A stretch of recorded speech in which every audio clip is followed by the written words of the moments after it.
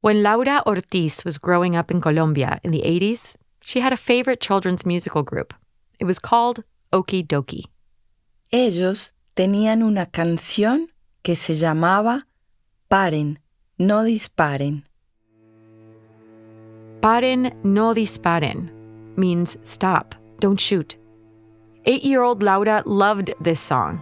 She'd jump on her parents' bed and sing it at the top of her lungs, using a hairbrush as her microphone. Paren, paren, paren, no disparen, no destruyan el mundo. Que viva, viva, viva la vida, yo no quiero ser difunto. Yo no quiero ser difunto. Difunto, as in deceased. Nobody was shocked by these song lyrics in Colombia. Children there, especially in rural areas, had to grow up in a true war zone. Yo no. Yo crecí en Bogotá. Bogotá wasn't super safe, but it certainly wasn't the scene of the worst violence in the war.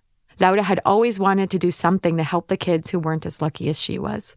So when she graduated with a degree in literature, she thought of something she could offer them.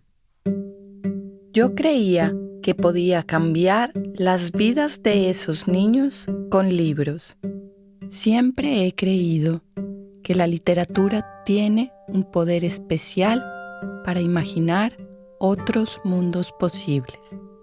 She thought literature could offer those kids a new world of possibilities, but her world was going to drastically change as well.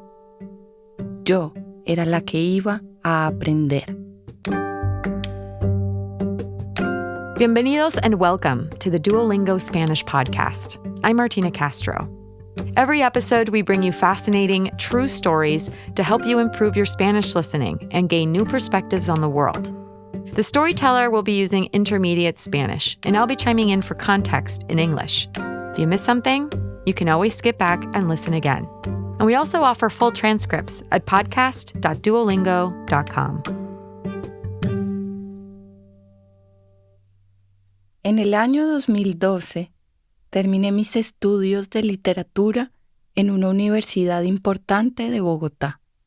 Yo participaba mucho en programas de promoción de actividades para leer y escribir.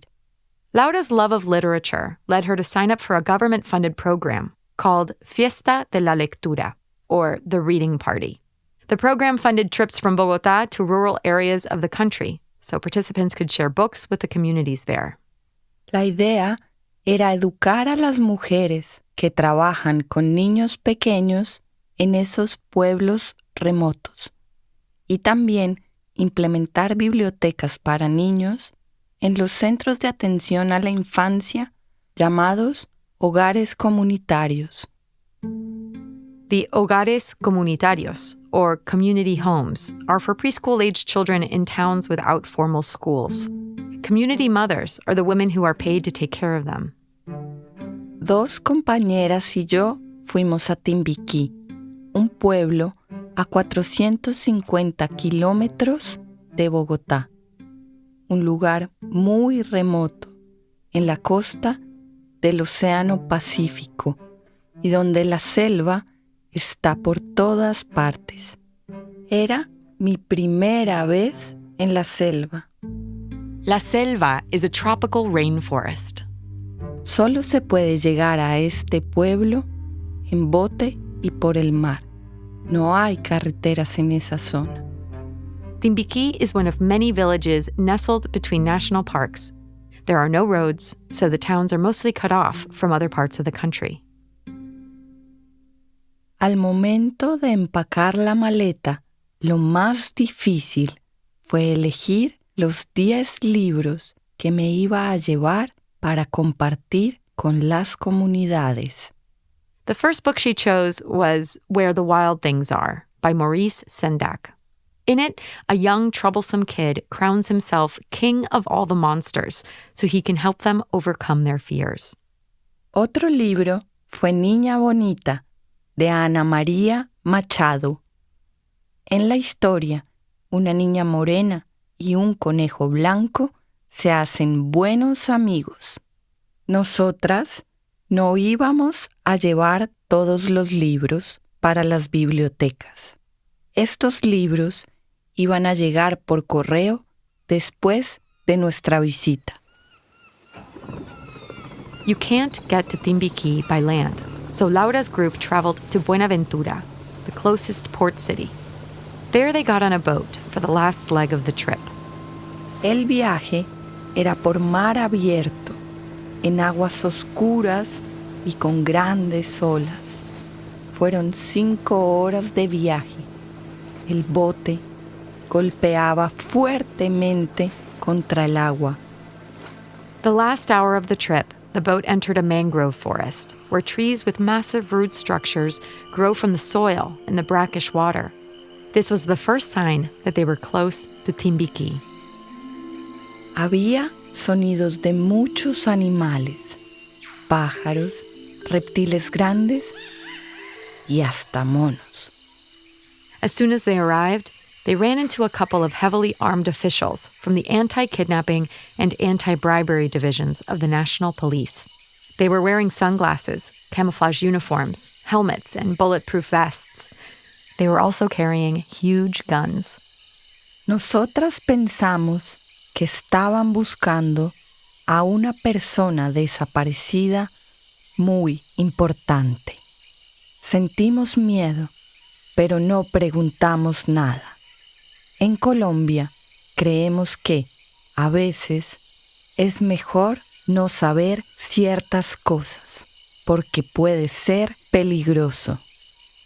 When the officials left, a young man came up to Laura and her colleagues. He asked them if they were there searching for gold or drugs. It turns out there were illegal mines in this area and some cocaine factories. Nosotras le dijimos, no, venimos a traer libros. Somos parte de la fiesta de la lectura. The young man smiled and left.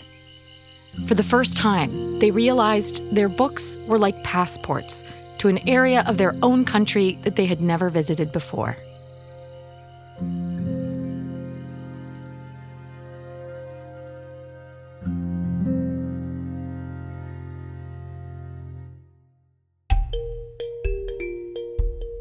We'll get right back to the story in just a moment. But first, we want to tell you about a great way to support this podcast and continue practicing your Spanish. If you haven't already tried Duolingo, you can download it today and learn over 30 languages completely free. For even more convenience, like offline lessons and an ad-free learning experience, upgrade to Duolingo Plus. You can start your 7-day free trial of Duolingo Plus by going to duolingo.com/getplus. Your subscription supports free content that you already know and love, like this podcast. Thanks, and now let's get back to the story.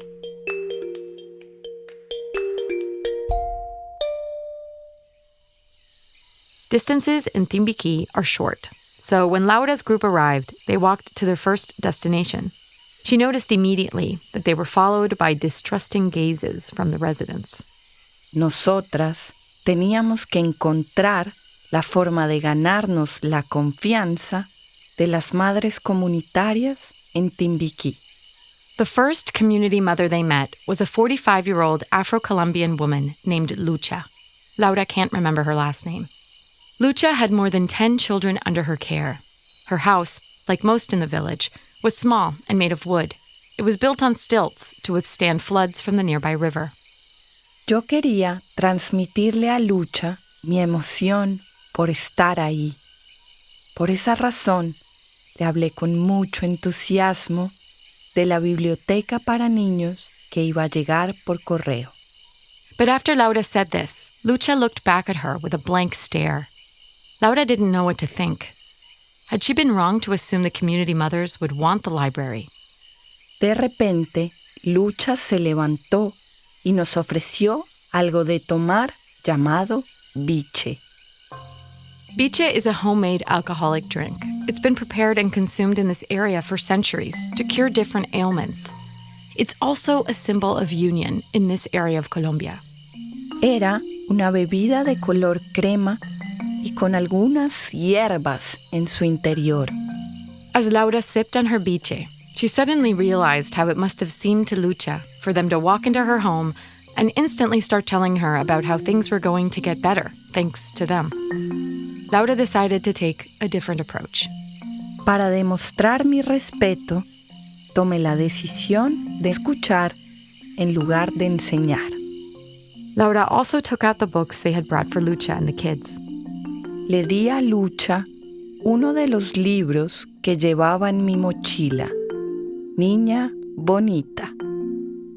It's a book written by a Brazilian author back in the 80s, where the protagonist is a young black girl. Los ojos de Lucha se iluminaron al ver que el libro contaba la historia de una niña negra. Y no solo eso, esta era la niña más bonita de todas. Hasta ahora, Lucha solo conocía cuentos donde las niñas bonitas eran blancas y rubias. Lucha, inspired by the book, took out a guasá. That's a cylindrical instrument made of wood and seeds. As she shook it, she sang a song about the slaves who used to work the gold mines in this area. Cuando leímos y cantamos juntas, fue la primera vez que nos conectamos. Laura felt something shift, not just in the room, but in her perspective about the entire trip. The next day, Laura and her colleagues got on another boat to visit a community house in a nearby village. As they traveled along the Timbiquí River, they noticed the contamination in the water from the illegal gold mines nearby. Después de unas horas de viaje, vimos un grupo de casas en la distancia. En la playa había un poste con una bandera. Parecía ser la bandera de Colombia, con sus colores amarillo, azul y rojo, pero tenía algo en el centro. As soon as Laura got off the boat, she noticed that in the middle of the flag, she could make out the letters FARCEP, otherwise known as the Revolutionary Armed Forces of Colombia, the armed guerrilla movement that was active in the country until 2017.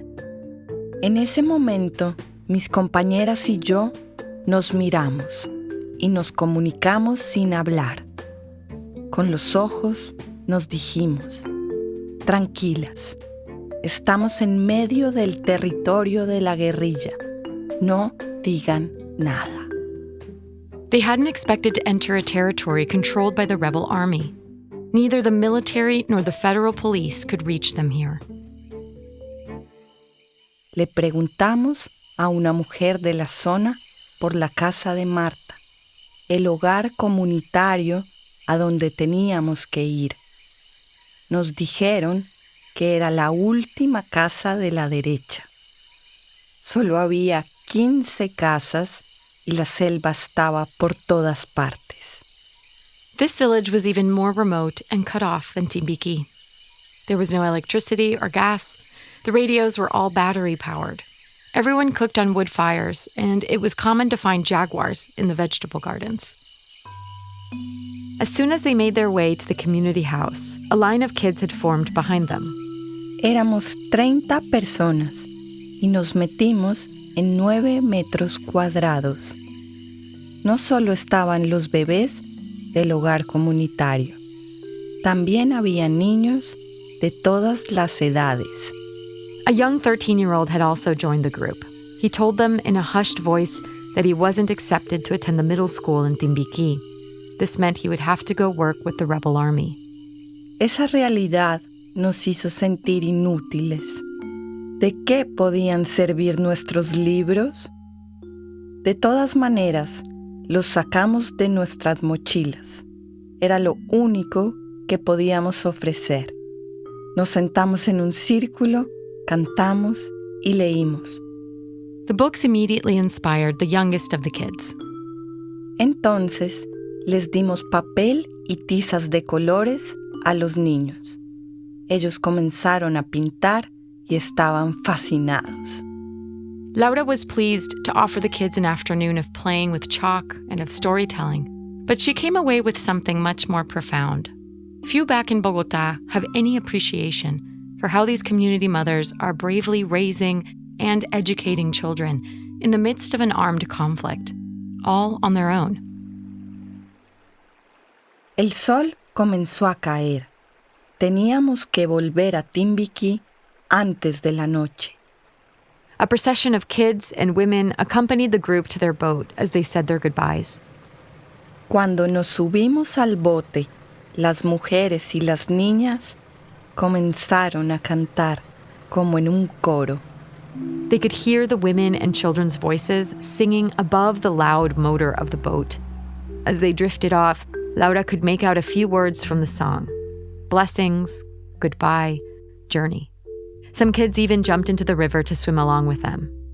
Éramos 3 intrusas con libros y solo pasamos una tarde con ellos. Y nos dijeron adiós de una manera muy hermosa.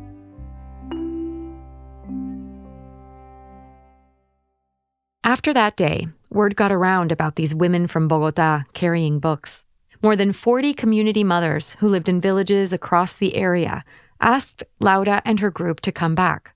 They asked them to organize a day-long training for them in Timbiquí.